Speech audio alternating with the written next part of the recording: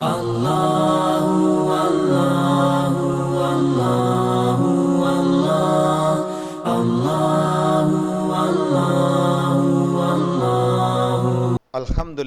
والصلاة والسلام علی رسول اللہ وعلی آلہ واصحابہ اجمعین، اما بعد۔ اعوذ باللہ من الشیطان الرجیم، بسم اللہ الرحمن الرحیم۔ وَآتِیمُوا الْحَجَّ وَالْعُمْرَةَ لِلَّهِ وقال عز وجل ان الصفا والمروة من شعائر اللہ فمن حج البیت او اعتمر فلا جناح علیہم ان یطوف بہما ومن تطوع خیرا فإن اللہ شاکر علیم۔ بسم اللہ الرحمن الرحیم۔ رب اشرح لی صدری ویسر لی امری واحلل عقدۃ من لسانی یفقهوا قولی۔ رب یسر ولا تعسر وتمم بالخیر۔ رب زدنی علما سبحانک لا علم لنا الا ما علمتنا انک انت العلیم الحکیم۔ معزز و محترم برادران اسلام، میں آپ تمام لوگوں کا ہفتہ واری ہونے والے آج کے اس درس میں اسلامک طریقے سے استقبال کرتا ہوں۔ السلام علیکم ورحمۃ اللہ وبرکاتہ۔ اللہ سبحانہ و تعالیٰ کی سلامتی، رحمت و برکت آپ تمام لوگوں پہ ہوں۔ تمام تعریفیں لائق و زیبا ہے اللہ سبحانہ و تعالیٰ کے لیے جس نے ہم سب کو پیدا کیا اور ہمیں اس قابل بنایا، اور یہ توفیق عنایت فرمائے کہ اللہ سبحانہ و تعالیٰ ہمیں ایسے محفلوں کا حصہ بار بار بنا رکھا۔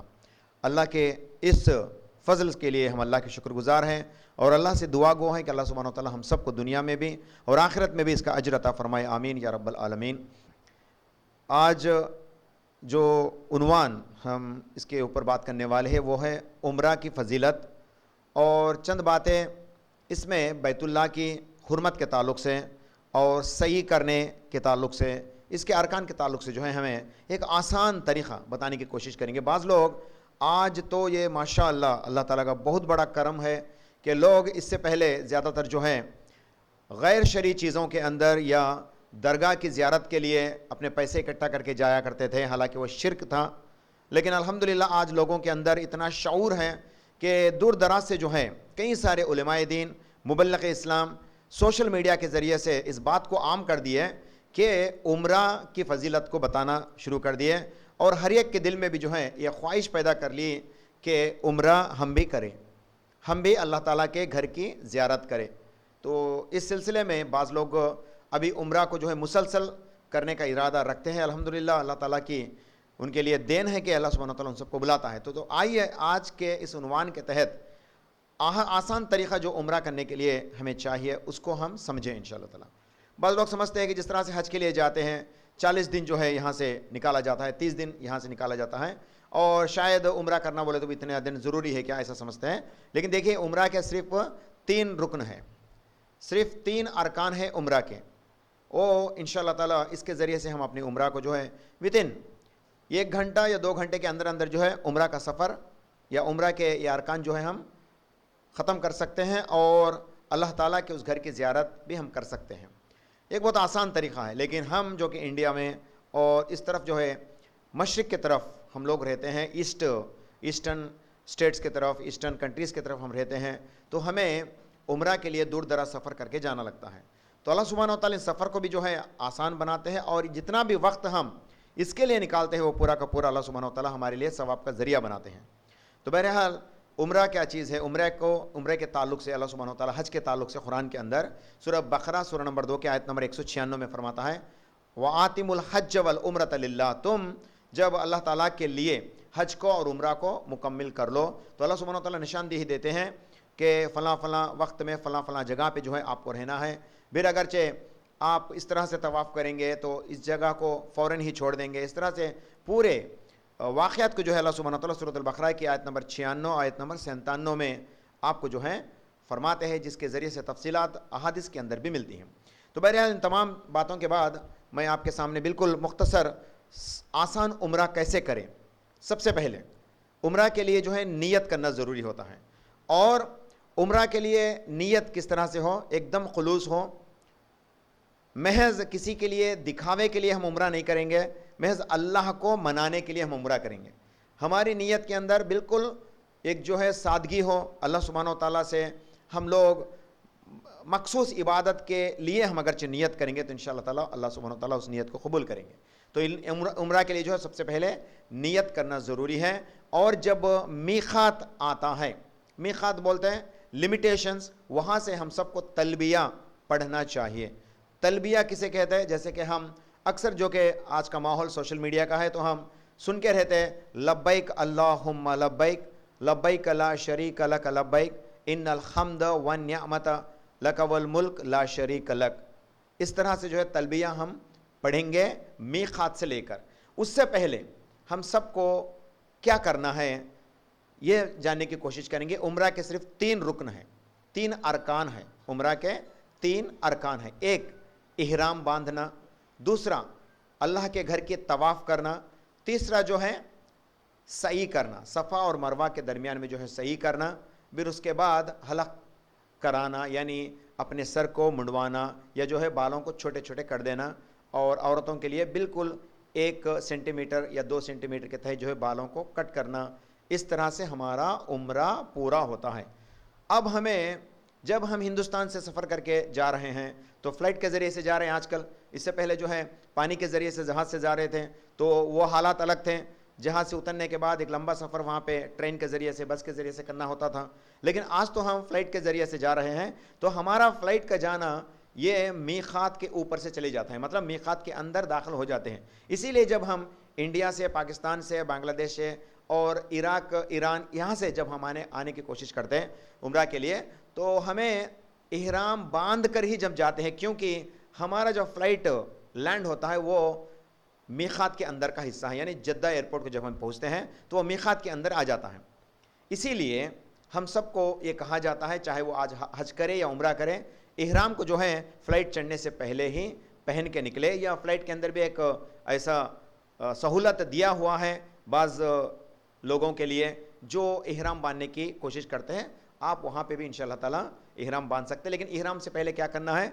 गुस्ल करना है। सबसे पहली बात गुस्ल करना है। और सिर्फ 2 कपड़े, बग़ैर सिले हुए 2 कपड़े, एक लुंगी के जैसा, एक जो है हमारे तहबंद के जैसा, और दूसरा वाला जो है सीने के ऊपर के हिस्से में हमें दूसरा कपड़ा डालने के लिए, ये जो 2 कपड़े जो कि अनसोन क्लॉथ कहलाते हैं, बग़ैर सिले हुए क्लॉथ कहलाते हैं, इसको हमें पहनना ज़रूरी है इहराम के लिए। और इसके साथ साथ, इससे पहले देखिए, एक बार इहराम पहनने के बाद कपड़े पे खुशबू लगाना जायज़ नहीं है। लेकिन आप इहराम पहनने से पहले जब आप गुस्ल करते हैं तो आप अपने जिस्म के ऊपर जो है खुशबू लगा सकते हैं। उसके बाद आप इहराम का क्लॉथ पहन सकते हैं। लेकिन एक बार इहराम पहन लिए तो आपके ऊपर शरायत लागू हो जाते हैं। और इहराम पहनते से वक्त आपके लिए चंद इजाज़त के चीज़ें हैं, जैसे कि खाना खा सकते हैं, या किसी जगह पे जो है बैतुल खुला के लिए हम ज़रूरत के हिसाब से जो है जाते आ सकते हैं। फिर आके जो है वज़ू बना के अपने आप को जो है सुधर संवार सकते हैं।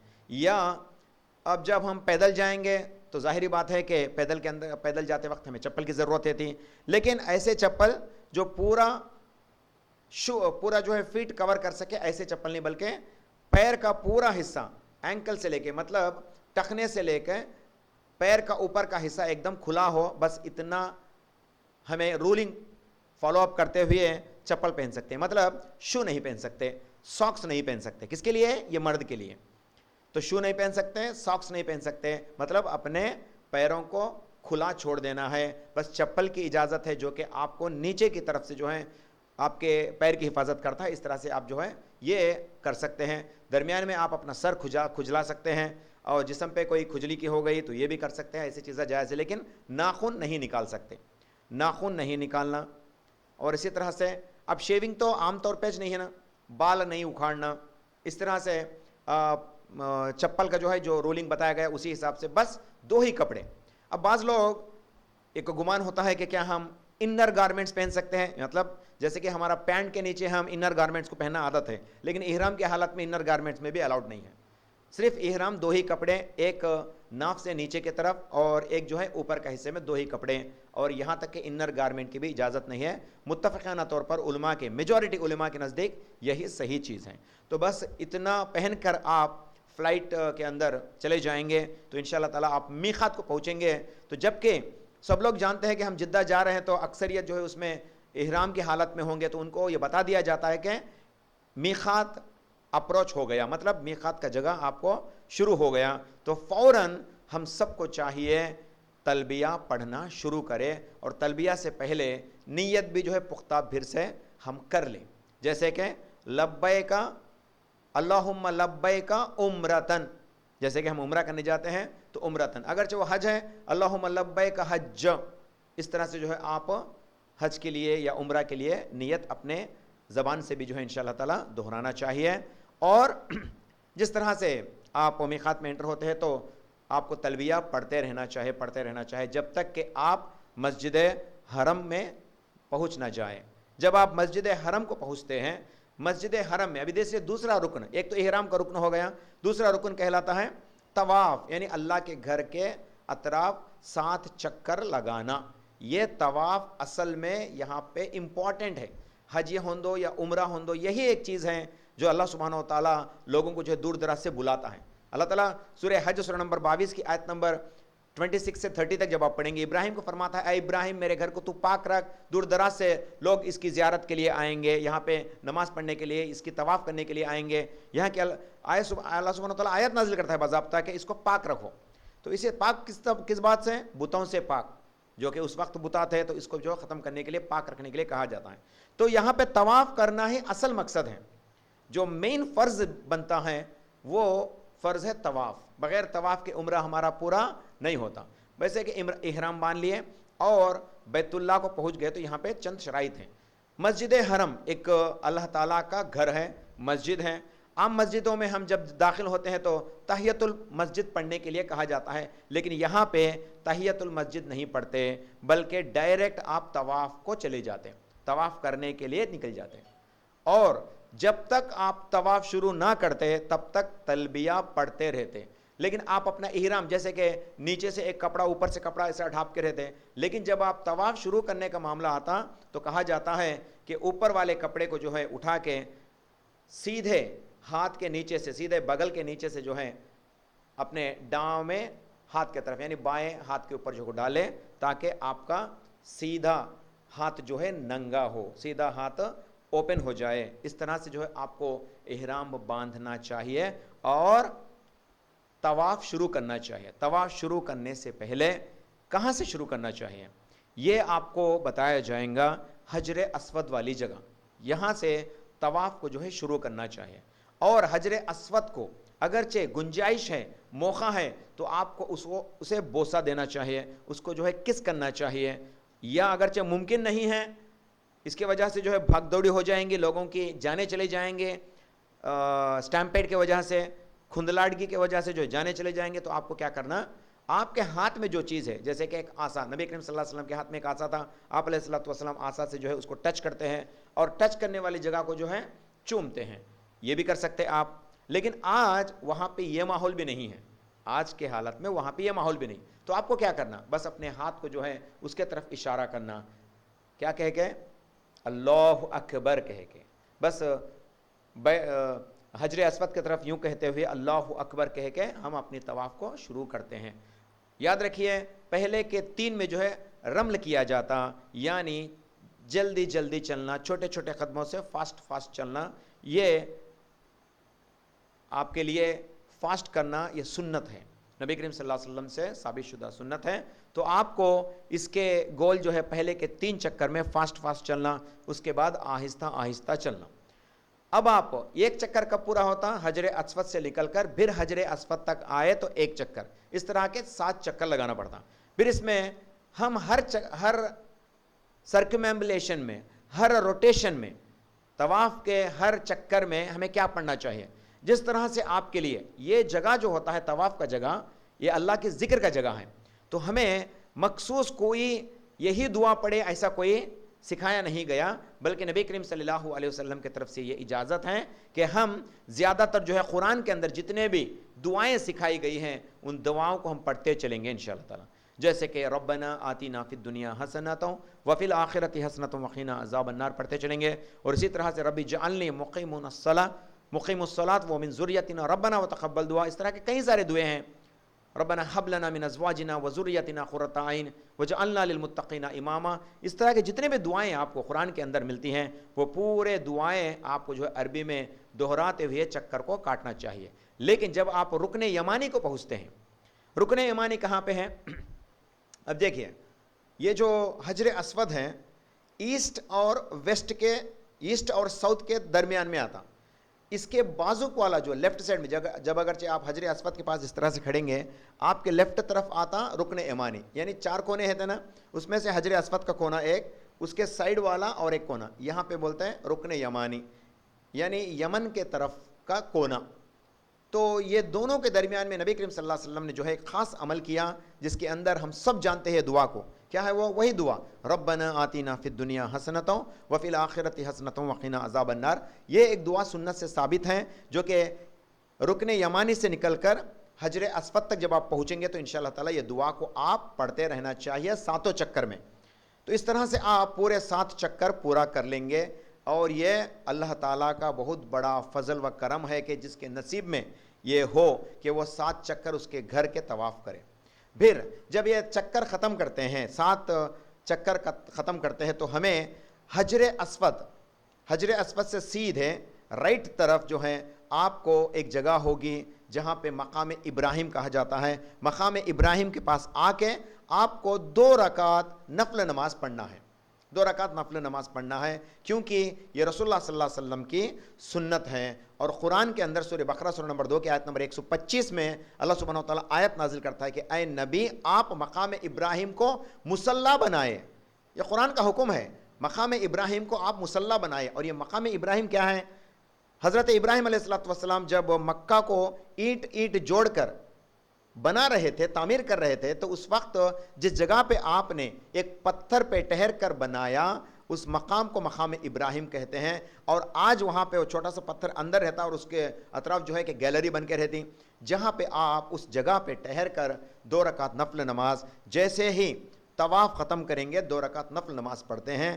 یہ مقام ابراہیم کے پاس پڑھی جانے والی 2 رکعت نفل ہیں، اور اس میں بھی رسول اللہ صلی اللہ علیہ وسلم خاص نصیحت کرتے ہیں کہ پہلے رکعت میں سورۃ الکافرون پڑھیں، اور یہ سہولت ہے ماشاءاللہ۔ دیکھیے ہر ایک کو بھی چھوٹے چھوٹے سورے آ جاتے ہیں، سورۃ الکافرون پہلے رکعت میں پڑھتے ہیں، دوسرے رکعت میں قل هو اللہ احد پڑھتے ہیں۔ الحمدللہ یہ تو سب کو آتے، تو یہ سہولت دی گئی لوگوں کے لیے۔ اور اس میں کفر کا جو ہے انکار کیا جا رہا ہے، قل یا ایھا الکافرون، تم کافروں سے کہہ دو کہ اے کافرو لا اعبد ما تعبدون، میں تم جس کی عبادت کرتے ہو اس کی عبادت میں نہیں کرتا۔ یہ آپ کو ظاہری طور پر جو ہے اعلانیہ طور پر رسول اللہ صلی اللہ علیہ وسلم کے اوپر جب آیت اتری تھی تو اس وقت آپ نے اعلان کر دیا۔ اسی طرح سے ہم بھی جو ہے اس کی تصدیق کرتے ہیں کہ ہم بھی کفر کو جو ہے انکار کرتے ہیں، یہ اس کا میسیج ہے یہ پہلی آیت میں۔ اور دوسرا اللہ تعالیٰ کی وحدانیت کو، اللہ تعالیٰ کے صفات کو جو ہے بیان کیا گیا سورہ ہے، جو کعبہ کی طواف کے فوراً جو 2 رکعت نفل نماز پڑھتے ہیں تو اس میں قل یا ایھا الکافرین پہلے رکعت میں، دوسرا قل هو اللہ احد، یہ پڑھ کر پھر اپنے آپ کو تھوڑا سا تسلی دیتے ہیں۔ اور پھر اسی کے قریب میں آپ کو آب زمزم کا چشمہ ملے گا۔ کہا جاتا ہے عمرہ کرنے والوں کے لیے، حج کرنے والوں کے لیے تھوڑا سا وہاں پہ ٹھہر کر آسان سے آب زمزم تھوڑا سا نوش فرمائے، آب زمزم تھوڑا سا پی لے، پھر نکل کر سعی کرنے کے لیے چلے جائیں۔ اور سعی کرنا نارتھ سائڈ، نارتھ ڈائریکشن میں رہتا، اس وقت سے مسجد حرم سے بیت اللہ سے نارتھ ڈائریکشن کے لیے ہم جاتے ہیں صحیح کرنے کے لیے۔ اور کیا ہے صحیح کرنے کا مطلب کیا ہے؟ بتایا جاتا ہے صحیح کرنے کا مطلب ہمیں جد و جہد کرنا۔ کون کرے تھے جد و جہد؟ صحیح کا اصل کہاں سے آئی؟ اللہ سبحانہ و تعالیٰ قرآن کے اندر سورہ بقرہ سورہ نمبر 2 کی آیت نمبر 157 میں 157 میں فرماتے ہیں ان الصفا والمروۃ من شعائر اللہ، یہ اللہ کی نشانیاں ہیں صفا اور مروہ۔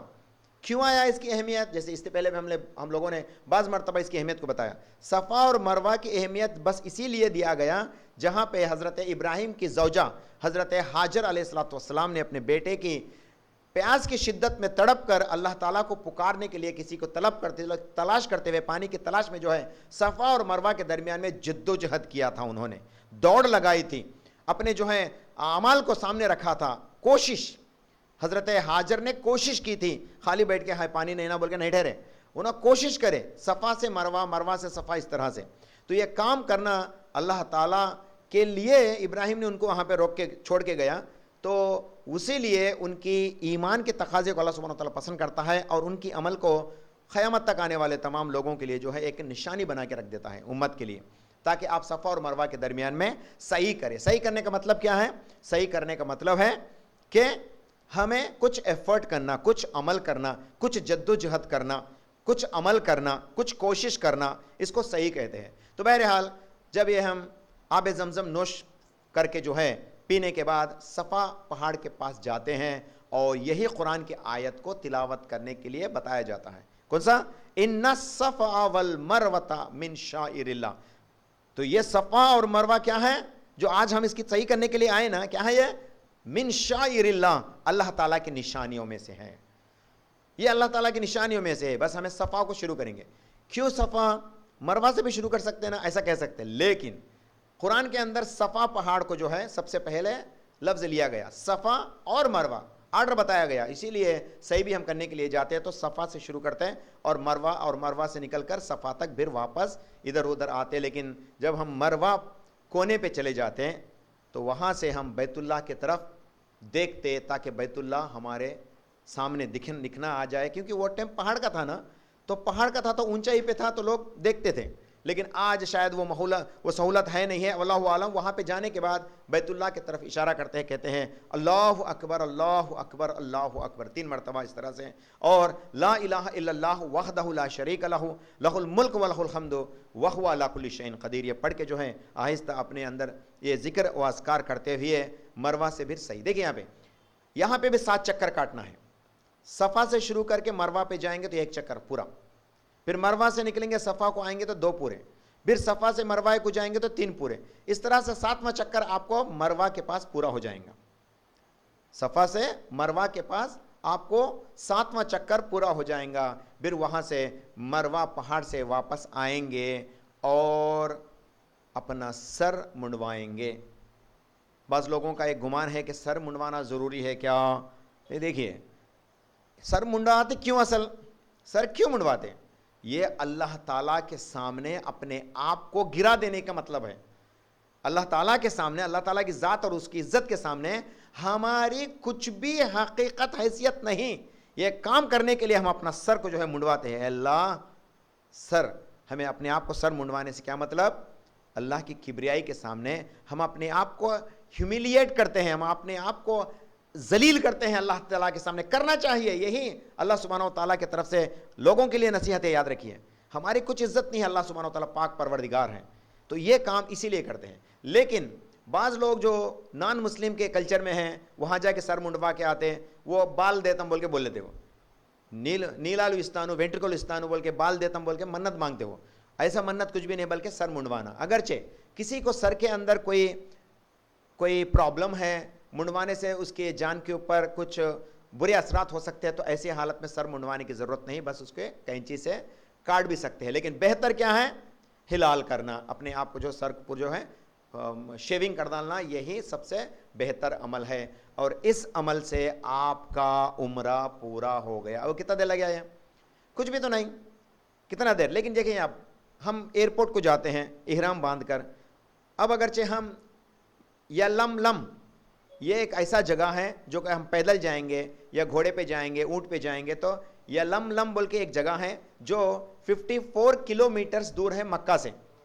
پیدل جاتے وقت ہم وہاں سے ہم احرام باندھتے, اس کے بعد تو ہمارے ضرورت ہے, پیشاب پیخانے کی ضرورت تھی, ہم اس سے جو ہے فارغ ہو سکتے ہیں احرام کی حالت میں. پھر ہم وضو کر کے جو ہے اپنے آپ کو صاف کر کے جو ہے پھر آگے بڑھ سکتے ہیں. اس طرح سے بیچ میں کھانے کا ضرورت آگا تو کھانا کھا سکتے ہیں. یہ تمام چیز آپ کے لیے الاؤڈ ہے. لیکن تیل لگانا, خوشبو لگانا, سرما لگانا, یہ تمام چیزیں جائز ہیں. ناخن کاٹنا سب جائز نہیں ہے, ناجائز ہے, کیونکہ یہ سب اس سے پہلے ہی کر لینا چاہیے, یاد رکھیے. تو یہ احرام کی حالت. اور اسی طرح سے بیوی سے جو ہے, بیوی سے بوسہ لینا, اگرچہ ہم میاں بیوی مل کے جاتے ہیں, پیار زیادہ ہو گیا, کس بھی نہیں کر سکتے, یہ بھی آپ کے لیے حرام ہے. اگرچہ کوئی کرا تو ایک جانور اللہ کے راہ میں جو ہے اس کو فدیہ دینا پڑتا ہے. دیکھیں, یہ گناہ کا کفارہ بنتا ہے. اگرچہ کام کرے تو کفارہ ادا کرنا پڑتا, تو یہ گناہ ہو جائیں گے اگرچہ ہم یہ کام کریں گے. تو بیوی کے ساتھ جاتے ہیں تو جھگڑا بھی نہیں کرنا, جھگڑا نہیں کرنا, لڑائی نہیں کرنا, گالی گلوچ نہیں کرنا, یہ سب حرام کام ہے احرام کی حالت میں. تو یہ سب سے ہمیں پاک رہ کے ہم یہ کام کر سکتے ہیں. اب اس کے چند شرائط کو سمجھیں گے.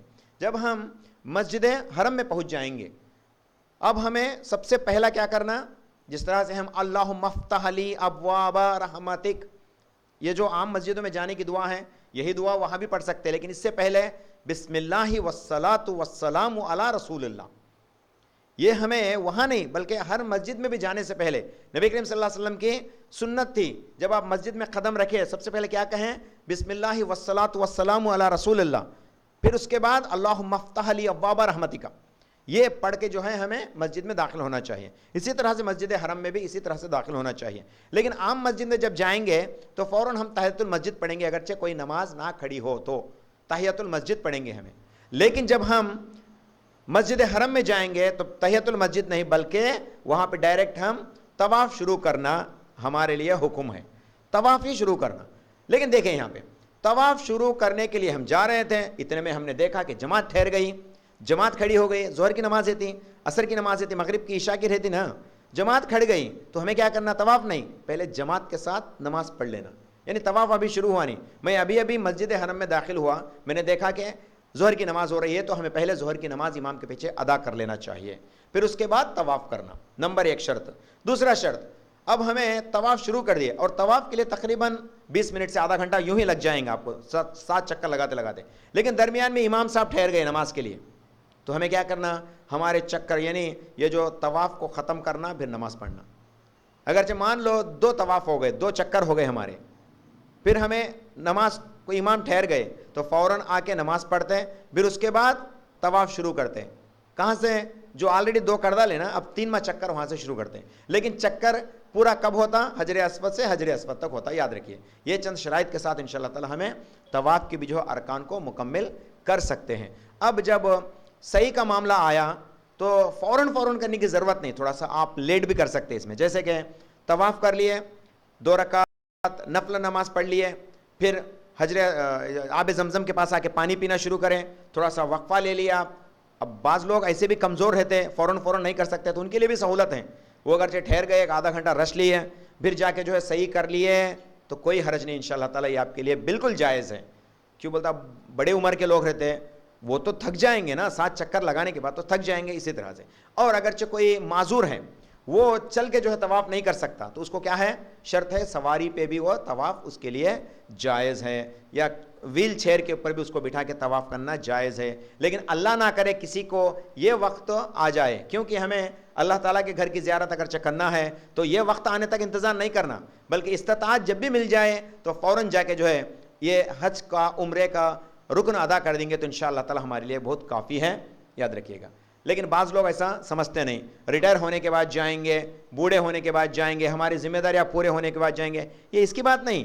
آپ اگرچہ بالغ ہیں، آپ 18 سال کو، اب ہمارے یہاں تو 18 سال کا بلوغت ہمارا جب بولتے ہیں، لیکن ہم بالغ ہو گئے ٹین ایج میں، 14 ایئر 15 ایئرس میں، لیکن بیسیکلی کروڑ پتی ہے، یہ بیسیکلی کروڑ پتی ہے، اس کا پورا جائیداد ہے۔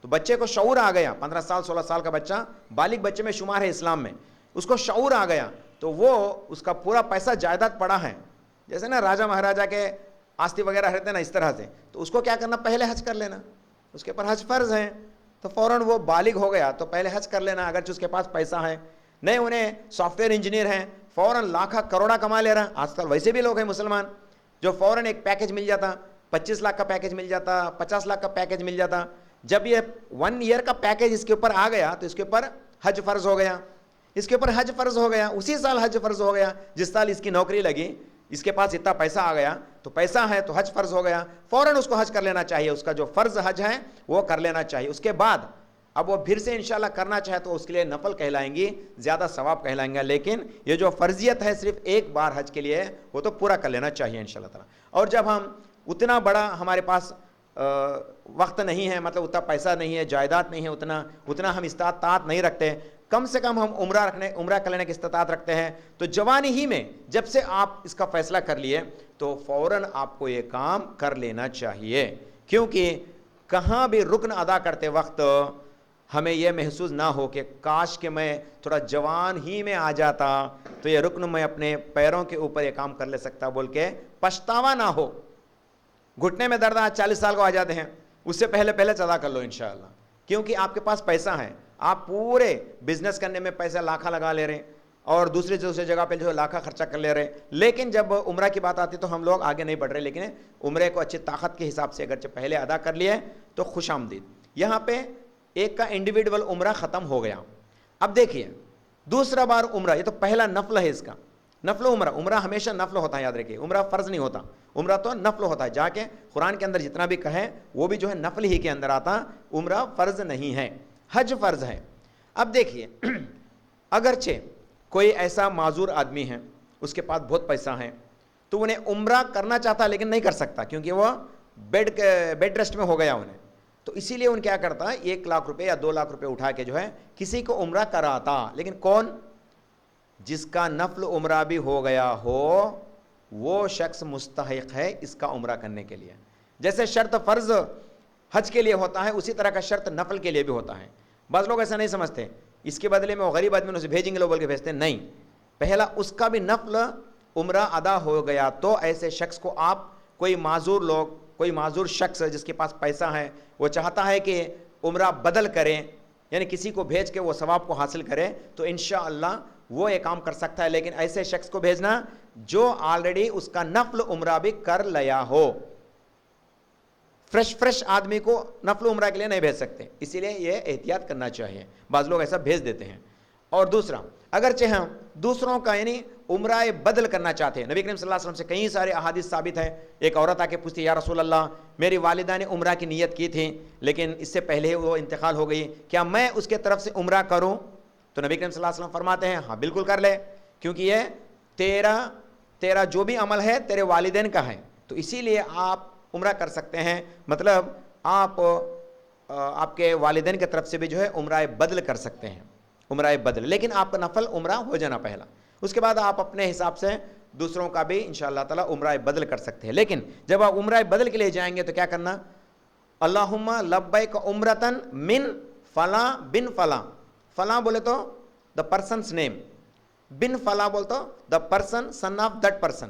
مثال کے طور پہ ایک شخص کا ہے، ایک عبد الرحمن کا عمرہ عبد الرحمن بن عبد الرحیم، اس طرح سے ہمیں کہنا چاہیے جب ہم یہ عمرہ بدل کرنے کے لیے جاتے ہیں تو یہ آسان طریقہ ہوگا، باقی کا جتنا بھی عمل ہوگا وہ اس کے حق میں ثواب لکھ دیا جائے گا، اور جو مشقت کرتا ہے نا یہاں پہ، جو جدوجہد کرتا ہے نا یہ کام کر کے، انشاءاللہ اس کے حق میں بھی اس کا ثواب اللہ سبحانہ وتعالیٰ دینے والے ہیں، یاد رکھیں۔ لیکن مین تو اس کا نیت اس کا ہونے کی وجہ سے، جس کا بدل ہوتا ہے اس کا ہونے کی وجہ سے اس کو اس کا ثواب دیا جائے گا۔ یہ چند تفصیلی بات ہے، انشاءاللہ تعالیٰ اس کو غور کرنا چاہیے۔ پھر ایک سوال یہاں پہ اڑتا ہے، اب ایک عمرہ کے لیے ہم جاتے ہیں وہاں تو 10 عمرہ کر لیتے ہیں، ایک بار تو جاتے ہیں سفر میں لیکن 4-5 عمرہ کر ڈالتے ہیں، یہ کیسا؟ کیا یہ جائز ہے؟ سلف کے نزدیک یعنی قرآن اور صحیح حدیث کے نزدیک یا ان کے علماء جو فتویٰ دیتے ہیں ان کے نزدیک یہ چیز جائز نہیں ہے۔ کیوں؟ آپ جس نیت سے آپ کے شہر سے نکلے وہی آپ کا عمرہ ہے، دوسروں کی طرف سے یہ جائز نہیں ہے بولتے ہیں، یہ سنت نہیں ہے بولتے ہیں، یاد رکھیں۔ لیکن مسلک حنفیہ میں اس کا جو ہے موقع دیا گیا، آپ کا عمرہ ختم کر کے پھر آپ کو احرام باندھنے کے لیے میقات تک آنا پڑے گا، جیسے کہ حضرت عائشہ رضی اللہ تعالی عنہا کی مسجد عائشہ جو کہ مکہ سے 9 کلومیٹر کے فاصلے پہ ہے، مسجد عائشہ پہ پھر آ کے آپ احرام باندھ کے دوسرے لوگوں کی طرف سے آپ عمرہ کر سکتے ہیں، یہ مسلک حنفیہ میں اس کی اجازت ہے، آپ یہ کام کر سکتے ہیں انشاءاللہ تعالی۔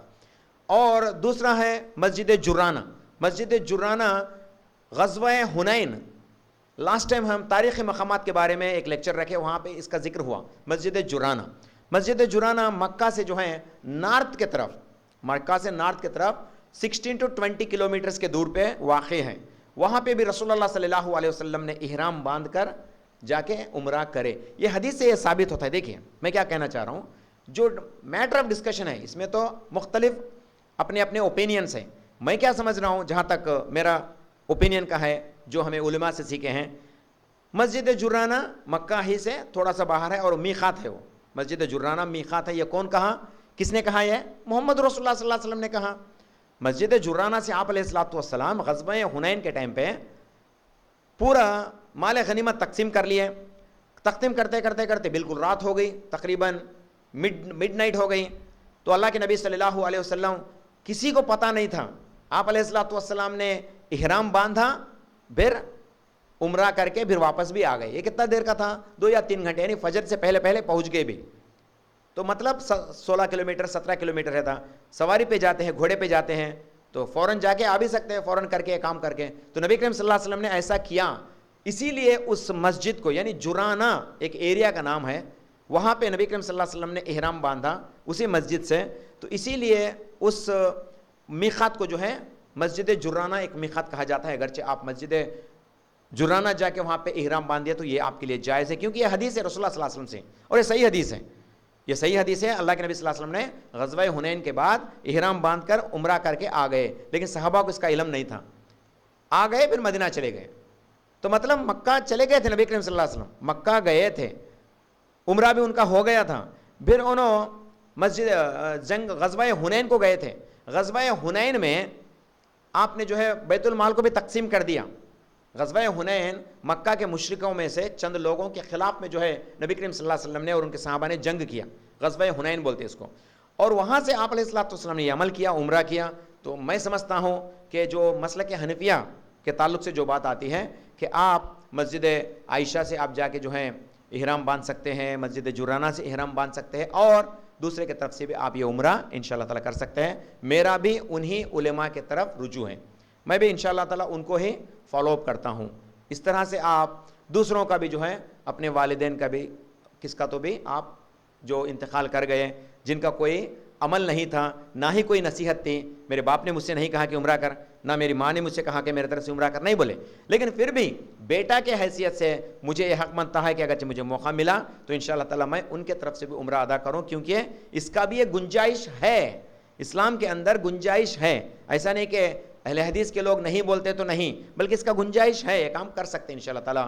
میں بھی انہی علماؤں کے ساتھ ہی میرا بھی جو ہے متفقانہ عمل رہیں گا انشاءاللہ تعالیٰ. تو اس طرح سے آپ اپنے عمرے کو جو ہے انشاءاللہ تعالیٰ پورا کر سکتے ہیں. بس یہ چند باتیں تھیں. اور ایک آسان طریقہ یاد رکھیں، احرام باندھنا، طواف کرنا اور سعی کرنا، پھر اپنے سر منڈوانا. عورتوں کے لیے احرام کیا ہے؟ عورتوں کے احرام بس صاف ستھرے کپڑے، ان کے صاف ستھرے کپڑے، چہرہ کھلا رکھنا. جیسے ہمارے خواتین یہاں پہ کیا کرتے ہیں، نقاب لگاتے ہیں، چہرے پہ جو ہے کپڑا باندھ دیتے، یہ نہیں کرنا. عورتوں کے لیے پورا صرف چہرہ اتنا دور کھلا رکھ سکتے ہیں، ہاتھ رسٹ تک کھلا رکھ سکتے ہیں، پیر بھی جو ہیں چاہے تو بلو دا اینکل پیر بھی چاہے تو کھلا رکھ سکتے ہیں. لیکن علماء بتاتے ہیں اس پہ ساکس پہننا افضل ہے یا چپل پہننا افضل ہے. عورتوں کے لیے جائز ہے یہ چیز، مردوں کے لیے نہیں یہ چیز. تو اسی لیے عورتوں کا مسئلہ اس طرح سے بتایا گیا. بس عورت اپنے صاف ستھرے لباس میں وہی اس کا احرام کہلائے گا. اس کو چہرہ کھلا رکھنا چاہیے، بال ہرگز نہیں دکھنا، چہرہ بس کھلا رکھنا چاہیے، یہی اس کا احرام کہلائے گا. اور جب یہ صحیح کرنے، اب طواف کرنے کے دوران میں پہلے 3 چکر میں کیا کرنا، فاسٹ بولے، لیکن یہ عورتوں کے لیے نہیں ہے، یہ عورتوں کے لیے نہیں ہے. اسی طرح سے صحیح کرتے وقت فاسٹ کرنا، یہ بھی عورتوں کے لیے نہیں ہے، یہ صرف مردوں کے لیے ہے جو فاسٹ کرنے کا معاملہ پیش آتا ہے. بعد میں رسول اللہ صلی اللہ علیہ وسلم کے جس طرح سے عمل ہے، حضرت عائشہ، حضرت حفصہ رضی اللہ تعالیٰ عنہ، یہ تمام لوگ نبی کریم صلی اللہ علیہ وسلم کے ساتھ حج کرے تھے، تو عمرہ کرے تھے. تو وہ لوگوں کا عمل تھا کہ خواتین اپنے بالوں کا، یعنی اپنے چوٹی کا آخری حصے کے بال جو کہ 2 یا 3 سینٹی میٹرز ہو، زیادہ سے زیادہ 1 انچ ہو، زیادہ سے زیادہ 1 انچ تک کٹ کر سکتے ہیں. یہ کرنا ہے. اس کو اللہ کے نبی صلی اللہ علیہ وسلم نے اسی طرح سے عورتوں کے لیے شرائط بتائے ہیں. یہ چند باتیں تھیں احرام کے تعلق سے، مردوں کے تعلق سے، اور احرام کے عورتوں کے تعلق سے. درمیان میں احرام آپ بدل سکتے کیا؟ تو دیکھیے، آپ جا رہے ہیں سفر کے دوران میں، کچھ چیز آپ کے کپڑے پر گر گیا تو آپ احرام کے کپڑے کو بدل بھی سکتے ہیں، آپ کے لیے اجازت ہے، آپ احرام کے کپڑے بدل سکتے ہیں. احرام کیا سفید ہونا افضل ہے، سفید ہی نہیں ہونا، سفید ہونا افضل ہے. کیوں؟ جامع ترمذی جلد نمبر 2 حدیث نمبر 994، اللہ کے نبی صلی اللہ علیہ وسلم فرماتے ہیں سفید کپڑا صاف ہوتا ہے، آپ سفید کپڑے کو پہنو اور اپنے مردوں کو اس میں کفن بھی دو. نبی کریم صلی اللہ علیہ وسلم کی نصیحت ہے سفید کپڑا پہننے کے تعلق سے. تو اسی لیے احرام میں جو ہے سفید کپڑے کے لیے آپ کو موٹیو کیا جاتا ہے کہ آپ سفید رہنا بہتر ہے. لیکن آپ کریم کلر یا تھوڑا سا ہلکا سا کوئی دوسرا کلر بھی پہن لیے تو یہ بھی آپ کے لیے جائز ہے. کہ عورت کے لیے کلرفل ڈریس احرام کے احرام میں پہن سکتے تو بالکل جائز ہے، لیکن اس کے اوپر ایک پردہ جیسے ڈال دینا یہ آپ کے لیے جائز ہے انشاءاللہ تعالیٰ. عورتوں کے لیے خاص احرام نہیں، ان کا جو صاف ستھرا کپڑا چاہے وہ رنگین ہی کیوں نہ ہو، بغیر دوسروں کو دکھائے اگرچہ اس کے اوپر کوئی رنگ یا ڈیزائن بھی ہیں وہ بھی جائز ہے عورتوں کے لیے، بغیر دوسروں کو دکھائے. یہ احرام کے کپڑے عورتوں کے اور مردوں کے کہلاتے ہیں. اس طرح سے جو ہے آپ آسان عمرہ کر سکتے ہیں انشاءاللہ تعالیٰ. اور حج کے لیے اس کے مناسک بالکل الگ ہوتے ہیں انشاءاللہ تعالیٰ. جب حج کا معاملہ آئیں گا تو انشاءاللہ تعالیٰ اس کے تعلق سے ہم تھوڑی باتیں رکھتے چلیں گے.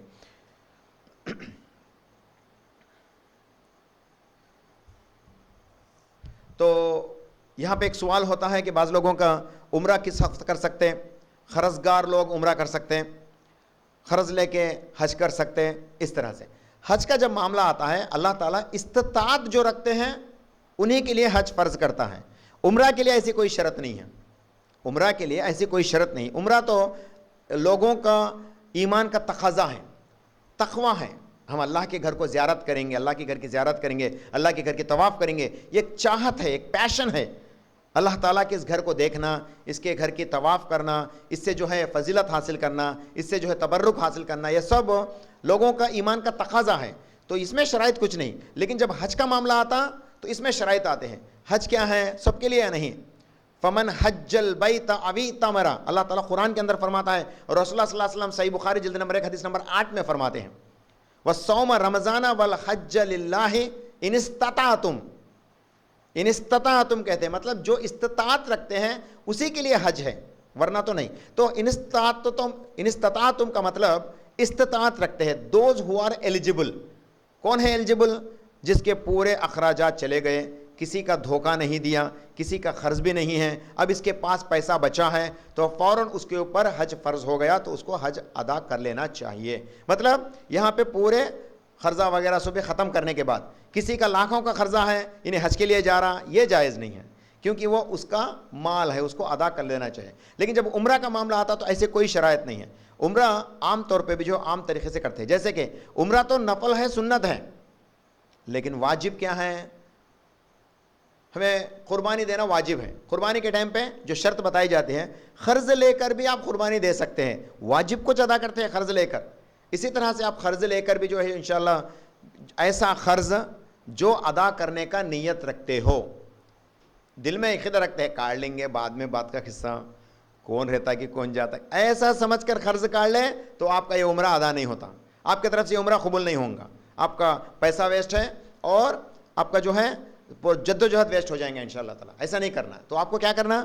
بس ادا کرنے کا نیت رکھنا. انشاءاللہ as early as possible I repay it back بول کے ہم سمجھ کر جلد سے جلد تیرا قرض ادا کر دیتا ہوں بول کے سمجھ کر اگرچہ قرض لے کر انشاءاللہ تعالیٰ آپ عمرہ کو جا سکتے ہیں تو انشاءاللہ جا سکتے ہیں اہلاً و سہلاً. کیونکہ عمرہ نفل ہے اور نفل کے اندر کوئی مخصوص شرائط نہیں ہے.